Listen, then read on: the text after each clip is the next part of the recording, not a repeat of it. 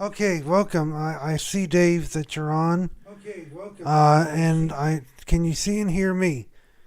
Thank you for trying your best. I know traveling is hectic. I do a lot of traveling myself, and when I try to bring my laptop, it depends on the Wi-Fi connection, but I usually try to get it working. So, Laura, Dave, and anybody else who's traveling with them, can you hear and see me? I need to know if you can hear and see me, just to see if it works, because I can see that you're on.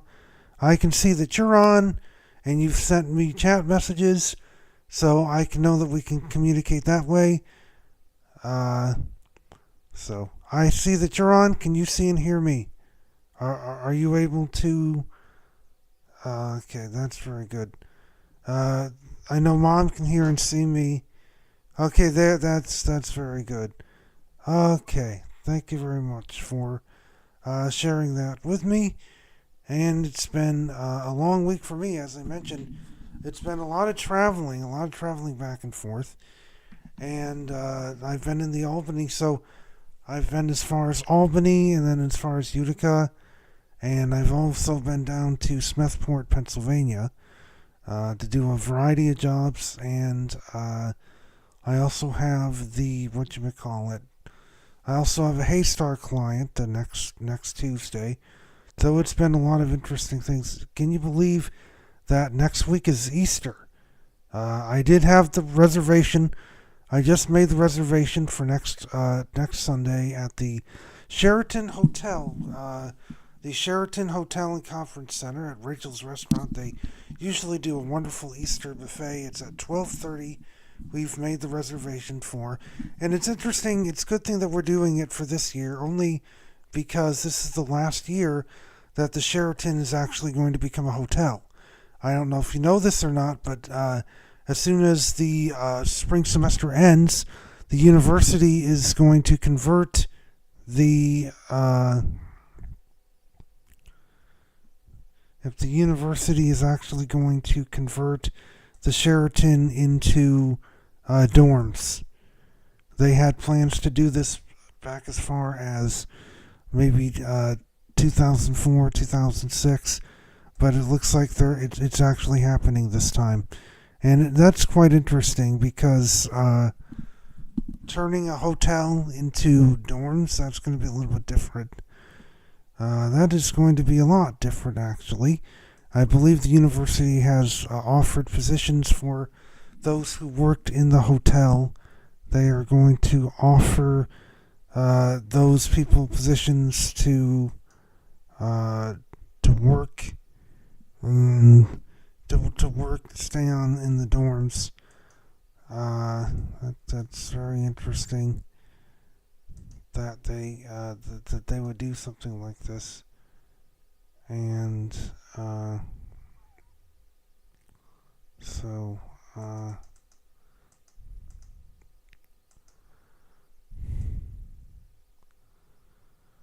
Yep, so they're going to. That's very interesting that they're. Yep, a lot of better rooms for the students, I believe. I haven't actually been in the room.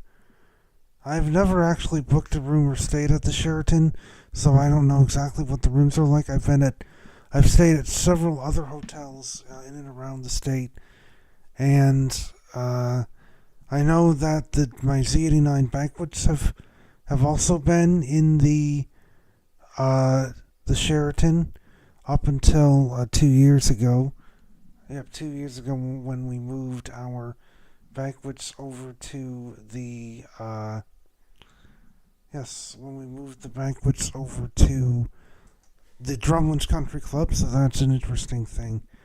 And they're probably banking this on the fact that there's going to be more enrollment coming in and more students want to be on the main campus. I know SU is becoming one of the most popular universities. The student enrollment is most likely growing, and so they probably need more room to put the undergraduate students. I know students who uh, students must live on campus the first 2 years, and then after their sophomore year, they can choose to go live off campus if they choose, as well. So they can. So this will be an interesting observation or an interesting opportunity. I'll be curious to know what the dorm experience is like, and how many students actually live in the dorms or live in the new Sheraton dorm. So it's a good reason.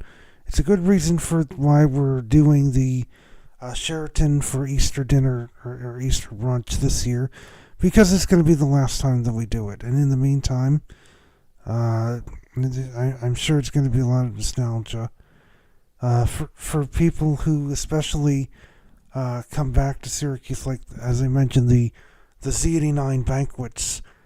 They'll have to find the alumni. We've had a lot of alumni come back for the banquet this year, in the last couple of years, and we'll see where they decide to go.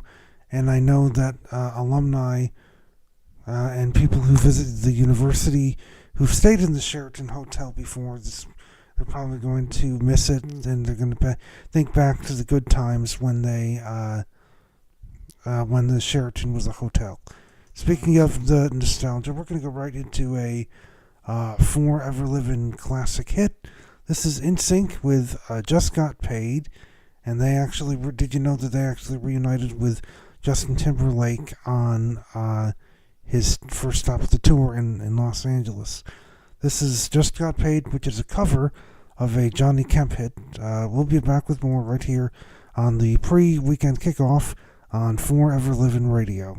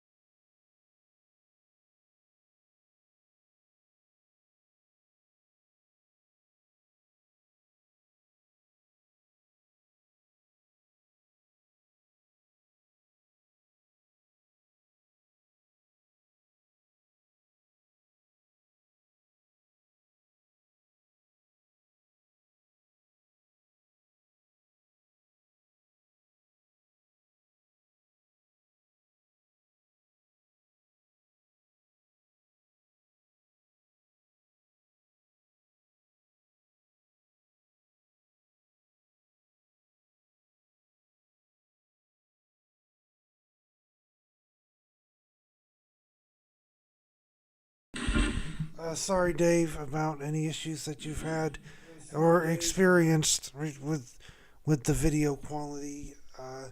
It could be your internet connection, the Wi-Fi connection.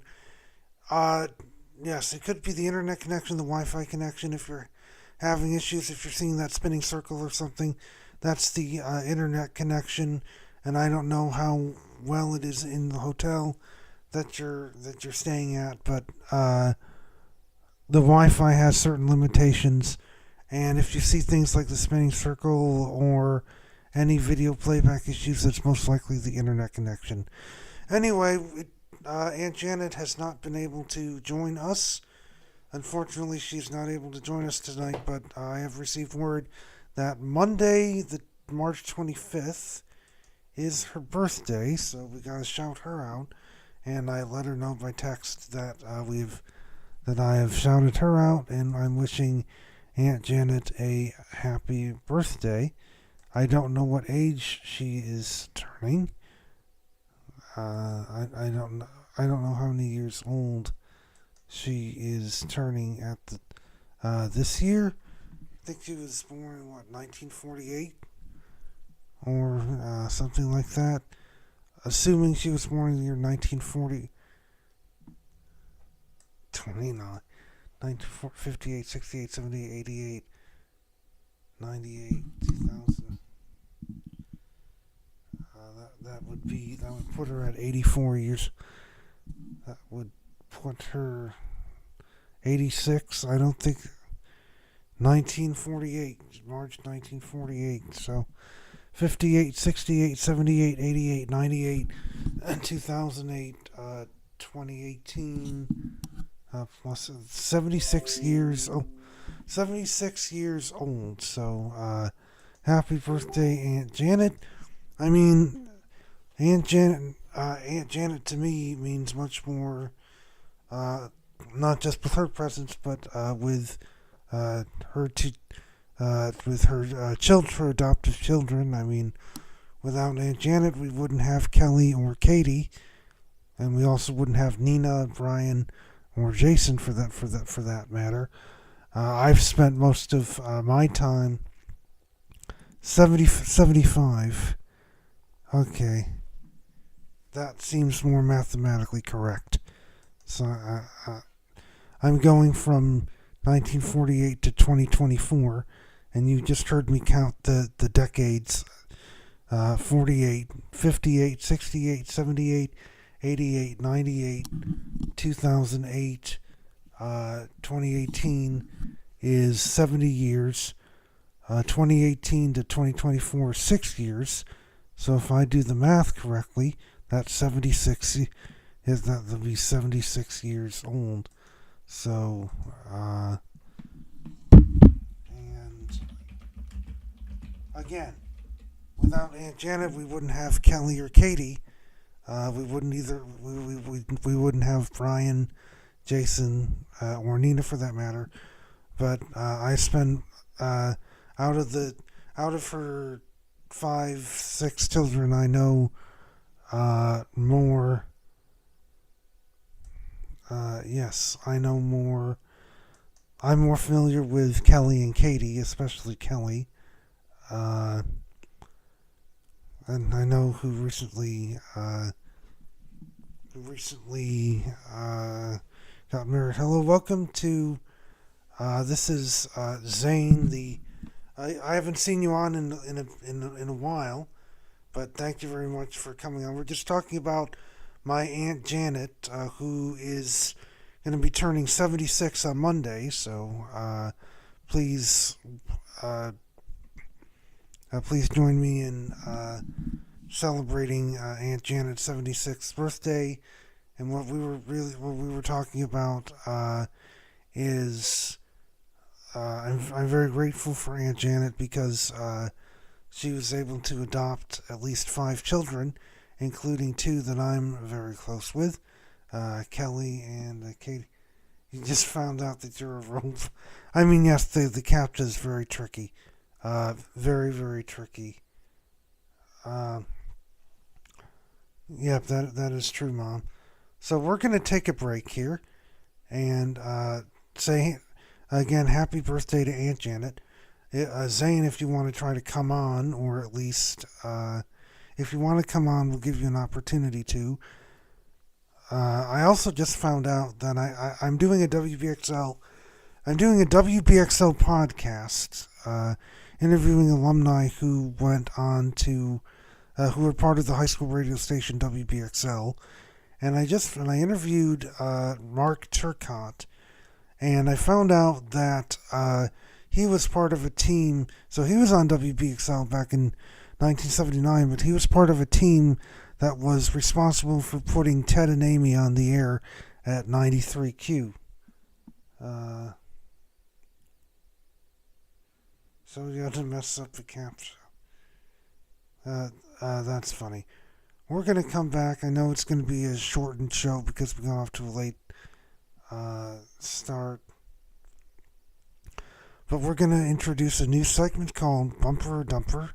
No, that's probably not new. But we're going to have...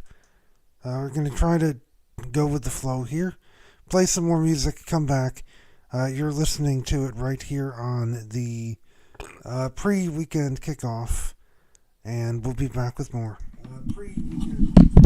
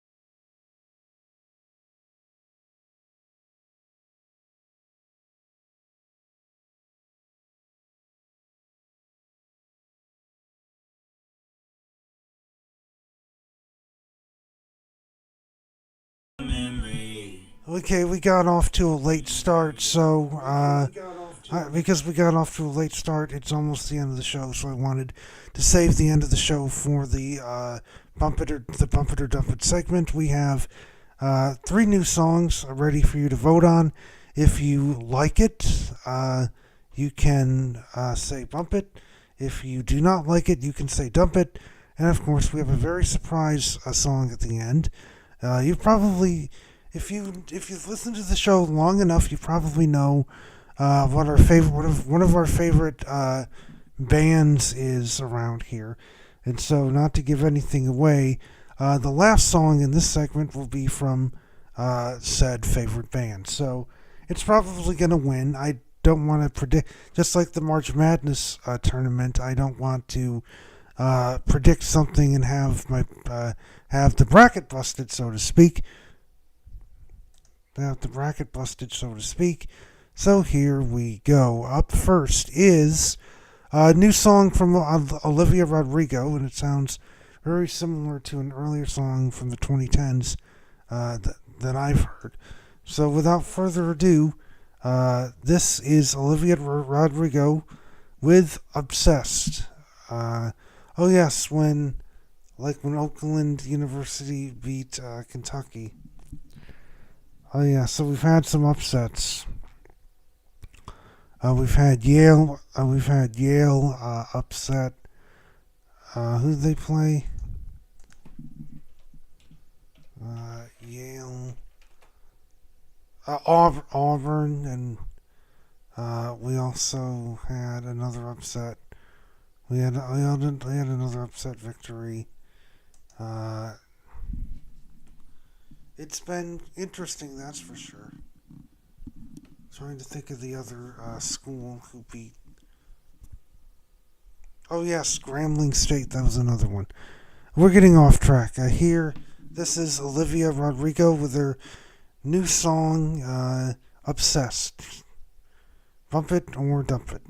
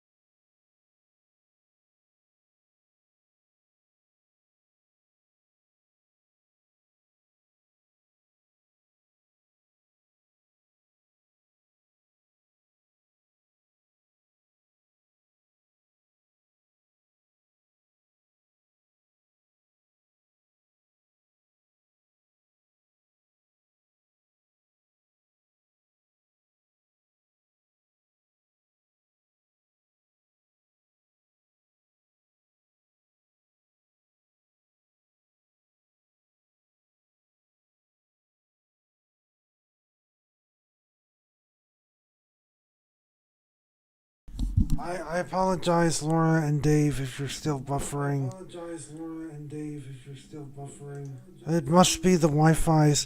I think the Wi-Fi's internet connection is not strong enough to support streaming video over the YouTube, and that's probably why you're having the issues. So the new Lauren Daigle song will actually play. So we'll actually play that again after the winning song for the bumper dump contest, and with no surprise, the AJR song, which has been one of our favorite bands around here, did get the most number of bump votes. And I was asking if there was any fun facts, any fun internal fun facts that could be shared about this song, because I know that Rachel and Rod, being close to the uncle of the AJR band, they've provided a lot of fun facts about these different songs. So we're going to close with the song that you just heard. That's our winner for tonight. And then for Laura and Dave, we're going to play Lauren Daigle. Her new song, Turbulent Skies, which I consider to be one of the Bumper to Dumper songs. But until then, please enjoy the March Madness. Syracuse University women's basketball is still in this. They play tomorrow at around 3:30, and they've been doing pretty well so far. So please keep your brackets in tune. Hopefully your bracket isn't busted by this time next week. And next week will be the pre-Easter weekend kickoff. So there'll be a lot of shared stories about Easter traditions and whatnot, plus all the usual hijinks. So, okay, you don't know any specific facts. Oh, your bracket's been busted already. Oh wow. So Elizabeth and Alex, how many teams do you still have left? How many teams do you still have left in the bracket? I never do a bracket because I think it's a waste of time. I don't really, and I don't feel like I get much of anything out of it unless you're into the sports betting type of thing. It's not really much, doesn't carry much reward. Most of the, okay. So we'll be back next week. Same time, same place, hopefully.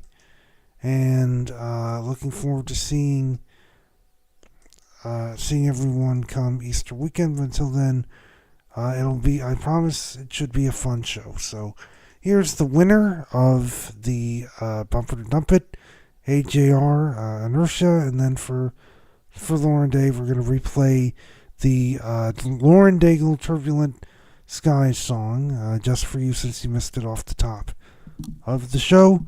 Mazel tov, and we'll see you back here same time next week.